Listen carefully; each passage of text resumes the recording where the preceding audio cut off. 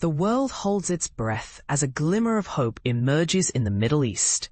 U.S. President Donald Trump declares that Israel and Hamas have both signed off on the initial phase of a groundbreaking peace plan, sparking a wave of reactions and raising questions about the future of the region.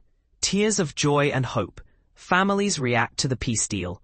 As the news of the agreement spread, relatives of hostages and former hostages took to social media to express their emotions. Eli Sharabi, who lost his wife and children, and whose brother's body is held by Hamas, shared his joy, eagerly awaiting the return of his loved ones. The mother of Matan Zangauka, a hostage, prayed for this day, and her words resonate deeply. The mother of Nimrod Cohen, another hostage, celebrates her child's homecoming. Former British-Israeli hostage Emily Damari, along with Romy Gonen, recited prayers of gratitude, toasting to life and freedom. Liran Berman, the brother of twins Gali and Ziv Berman, expresses his love and anticipation for their release. White House anticipates hostage release, but Hamas may act sooner. The White House predicts that the release of hostages will commence on Monday, following Israel's cabinet vote on the deal. Israel is expected to retreat to an agreed-upon line, with the withdrawal taking less than 24 hours, according to a senior White House official.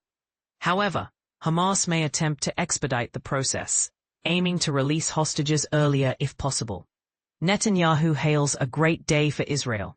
Israeli Prime Minister Benjamin Netanyahu calls the agreement a great day for Israel, emphasizing the importance of bringing home the hostages. He acknowledges the efforts of Israeli troops and expresses gratitude to President Trump and his team for their dedication to this sacred mission. Hamas and Qatar's statements, a comprehensive peace deal. Hamas, in its statement, highlights the agreement's potential to end the war on Gaza, ensure the withdrawal of occupation forces, facilitate humanitarian aid, and implement a prisoner exchange. They call on President Trump and other parties to ensure Israel's compliance with the agreement. Qatar's foreign ministry confirms the deal, stating that it will lead to the ending of the war, the release of hostages and prisoners, and the delivery of much-needed aid. Netanyahu's promise, "We will bring them all home." In a powerful statement, Netanyahu assures the nation that with God's help, all Israeli hostages held by Hamas in Gaza will be brought home. This announcement comes after days of intense negotiations in Sharm el-Sheikh, Egypt, and in Washington. Trump's announcement, a dramatic turn of events. President Trump's declaration followed a series of dramatic developments.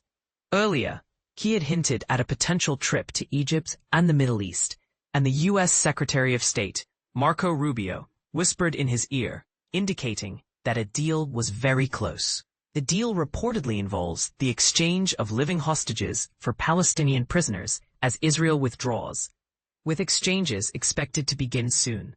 The White House, from tension to activity. The White House, initially tense and quiet, erupted into a flurry of activity after Trump's announcement via Truth Social. Reporters rushed to their camera crews, and the basement buzzed with typing as the news spread. The anticipation of further developments kept everyone on edge. Trump's post, a historic peace plan.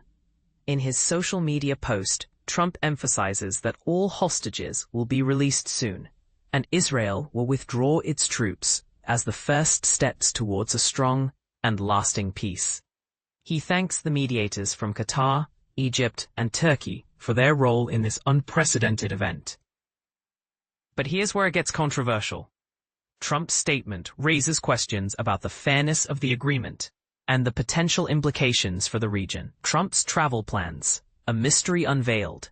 As of Wednesday night, Trump's travel plans to the Middle East remain uncertain. White House Press Secretary Caroline Leavitt mentioned a potential visit to Walter Reed Medical Center and a yearly checkup, followed by a return to the White House. However, she hinted at a possible trip to the Middle East shortly after.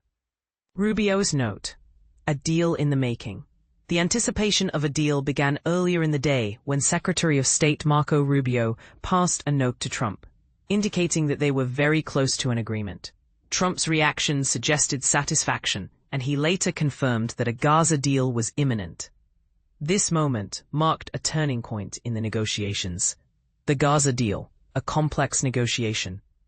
Trump's announcement of a very close peace deal in Gaza came after days of indirect talks between Israel and Hamas in Egypt. The White House's statement about Trump's potential travel to the Middle East adds another layer of intrigue.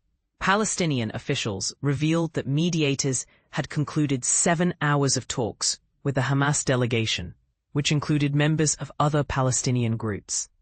The mediators are now seeking final answers from Israel's delegation on remaining issues. This developing story has captured the world's attention, leaving many wondering about the fate of the hostages, the implementation of the peace plan, and the potential for lasting peace in the region. What do you think about this historic agreement? Is it a genuine step towards peace, or are there underlying complexities that may challenge its success? Share your thoughts and join the conversation.